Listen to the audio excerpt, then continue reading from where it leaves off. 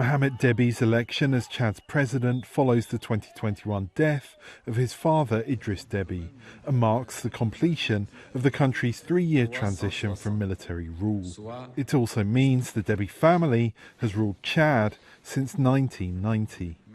The younger Déby, the former military ruler, won the presidency last week. Western powers watched the results of the election closely, while critics denounced the vote as neither free nor fair. In the last 2 years, Sahel countries fighting insurgencies with militant groups linked to Islamic State and Al-Qaeda have severed security ties with Western partners, particularly France and the United States. Chad is the last of these countries to maintain a military link with those countries.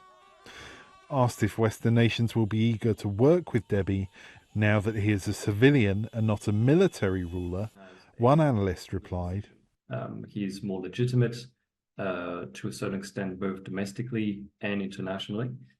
So there is less pressure that can be exerted on him to go one way or another. He has a mandate. Whether the elections were free and fair, it's a different question. This is debated. But at least he has this title. He is now the new elected president of Chad. Some analysts say Déby is trying to leverage his power as the last remaining Western partner in the Sahel conflict to gain better contributions from them. Many Sahel countries have turned to Russia for military assistance in confronting terrorists. Days before the election, some of the US troops based in Chad were asked to leave.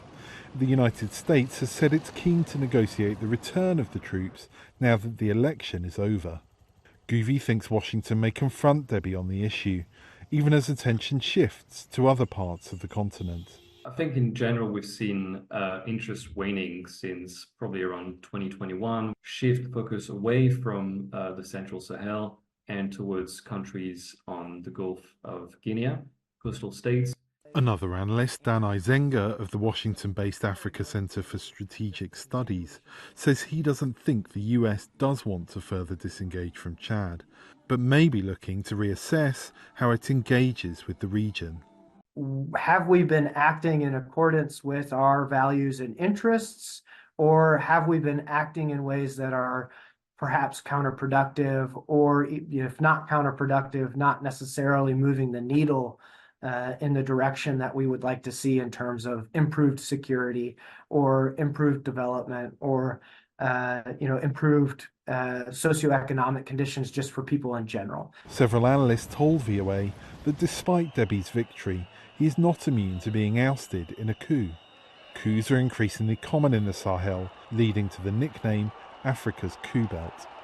This will also play into how much to invest and whether or not it's really of value to remain connected deeply to a partner that has just inherent instability baked in. Analysts agree Déby's relationship with France, which has around 1,000 troops based in Chad, is unlikely to change, however. Wilkins, VOA News.